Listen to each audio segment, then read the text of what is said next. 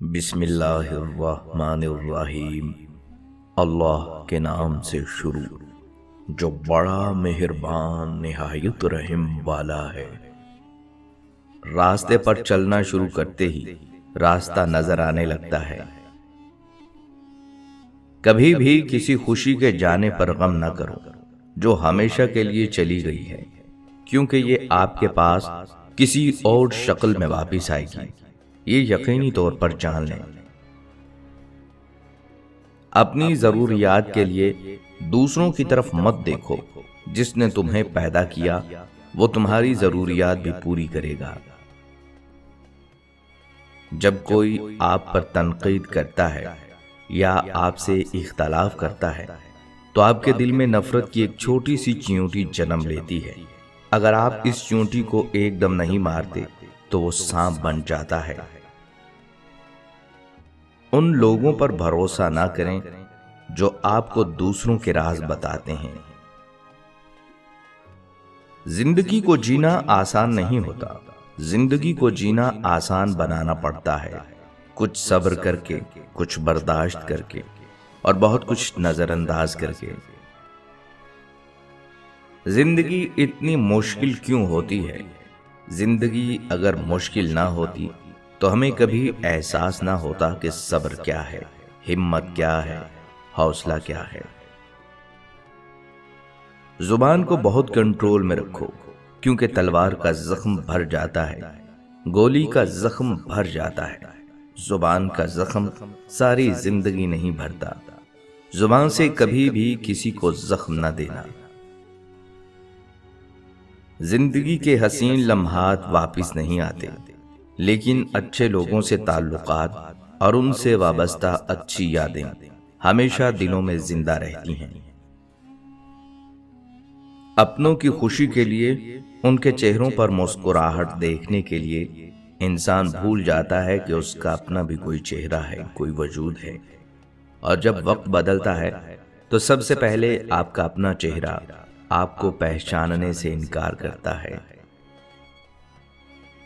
اچھا انسان بننے کے لیے آپ کو خود کوشش کرنی پڑتی ہے، جبکہ برا انسان بننے کے لیے معاشرے کی تمام قوتیں آپ کا ساتھ دیتی ہیں۔ صورت بغیر سیرت کے ایک پھول جیسا ہے، جس میں کانٹے زیادہ ہوں اور خوشبو بالکل نہ ہو۔ بھیڑ میں کھڑا ہونا آسان ہے، لیکن اکیلے کھڑا ہونے کے لیے ہمت کی ضرورت ہوتی ہے۔ جو شخص تمہارے سامنے تمہیں کڑوی سی باتیں کہہ دے وہی سب سے اچھا دوست ہے۔ مسکراتے رہیے، کیونکہ زندگی ایک خوبصورت چیز ہے اور اس میں مسکرانے کے لیے بہت کچھ ہے۔ اگر آپ ناکام ہو جاتے ہیں تو آپ مایوس ہو سکتے ہیں، لیکن اگر آپ کوشش نہیں کرتے تو آپ برباد ہو سکتے ہیں۔ ہر سنی ہوئی بات کو بیان نہ کرو، ورنہ تمہاری بے وقوفی کے لیے یہی بات کافی ہے۔ اپنے غموں اور پریشانیوں کو سینے میں دفن کرو۔ اگر انہیں چہرے پر سجاؤ گے تو کمزور ہو جاؤ گے۔ جب مانگو تو خدا سے مانگو، اور جب مدد چاہو تو خدا سے چاہو۔ ماں نہیں ہوتی جن کے پاس، ان سے پوچھو دکھ کسے کہتے ہیں۔ کیچڑ میں پتھر مارو تو چھینٹے خود پر ہی آتے ہیں۔ جب اللہ تمہیں کنارے پر لا کھڑا کر دے تو اس پر کامل یقین رکھو، کیونکہ دو چیزیں ہو سکتی ہیں، یا تو وہ تمہیں تھام لے گا یا تمہیں اڑنا سکھا دے گا۔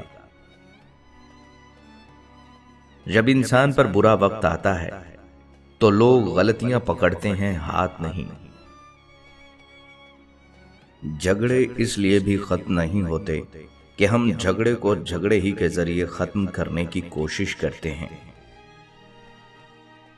نکاح صرف 4 حروف کا مجموعہ ہی نہیں، بلکہ نکاح ایک ذمہ داری، ایک عہد اپنے آپ سے، اپنے ہم سفر سے، 2 گھرانوں سے اور اپنے رب سے۔ لہٰذا اس رشتے کا احترام کیجیے، یہ دنیا کا سب سے پاکیزہ اور سب سے نازک رشتہ ہے۔ وفادار مرد کا ساتھ ہو تو پھر دنیا کی کوئی طاقت عورت کو نہیں رلا سکتی۔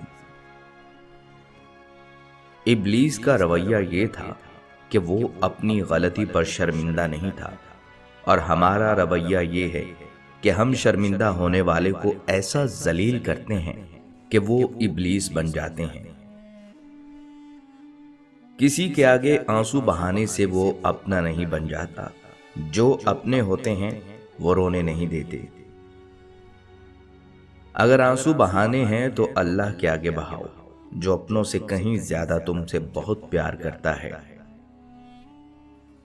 دشمن بنانے کے لیے ضروری نہیں کہ آپ کسی سے لڑائی کریں، بس حق اور سچ بولیں۔ بے شمار دشمن آپ کو اپنے خاندان میں ہی مل جائیں گے۔ زندگی میں ایک کلیہ بنا لیں، کچھ بھی بن جائیں مگر بے فیض انسان ہرگز نہ بنے، کیونکہ درخت جب بے فیض ہو جائے تو چولہے میں جھونک دیا جاتا ہے۔ گناہ میں اتنا نہ ڈوب جاؤ کہ جنت کے دروازے تم پر بند ہو جائیں۔ ابھی وقت ہے پلٹ آئیں رب کریم کی طرف، جو تم سے 70 ماؤں سے زیادہ پیار کرتا ہے۔ اس رب کریم سے ملاقات کا شوق دل میں آ جائے تو نیکی کرنا آسان اور گناہ کرنا مشکل ہو جاتا ہے۔ جنت میں سب کچھ ہے لیکن موت نہیں، قرآن میں سب کچھ ہے لیکن جھوٹ نہیں، دنیا میں سب کچھ ہے لیکن سکون نہیں، انسان میں سب کچھ ہے لیکن صبر نہیں۔ آپ بہت پارسا ہیں تو کسی گنہگار کو نیچا دکھانے کی کوشش مت کریں، ہو سکتا ہے یہ اس کا آخری گناہ ہو اور آپ کی آخری نیکی۔ ہدایت دینے والا صرف اللہ تعالی ہے۔ والدین کی باتوں پر اتنا یقین تو رکھیں جتنا آپ دوائی پر رکھتے ہیں۔ تھوڑی کڑوی ضرور لگے گی مگر فائدہ مند ضرور ثابت ہوگی۔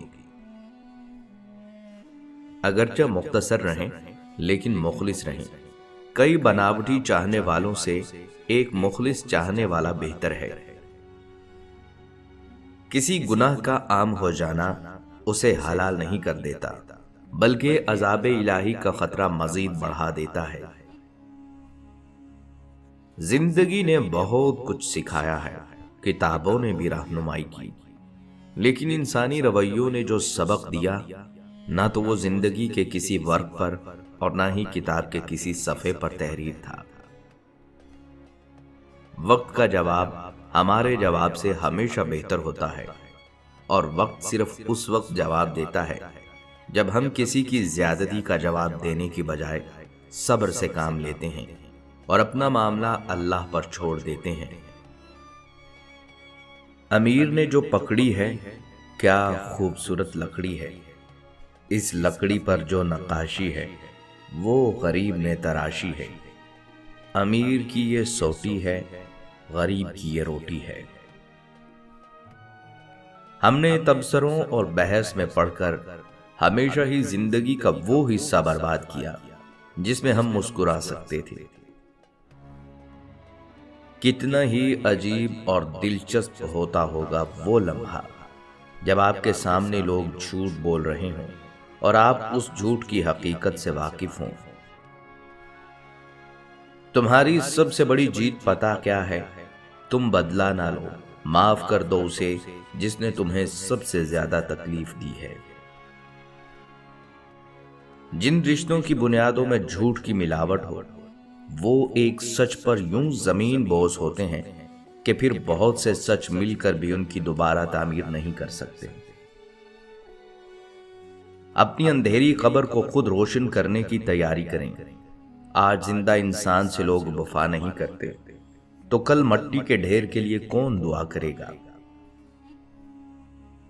گھڑی کے ٹک ٹک کو معمولی نہ سمجھو، یہ زندگی کے درخت پر کلہاڑی کے وار ہیں۔